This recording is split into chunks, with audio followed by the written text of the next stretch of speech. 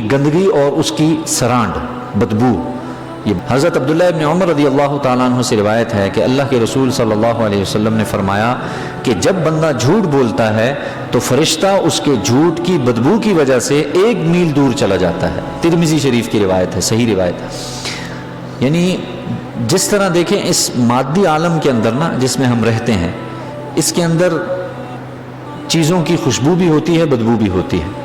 اسی طرح اچھے اور برے اعمال اور اچھے اور برے کلمات کی بھی خوشبو بھی ہوتی ہے اور بدبو بھی ہوتی ہے، جس کو اللہ کے فرشتے محسوس کرتے ہیں باقاعدہ.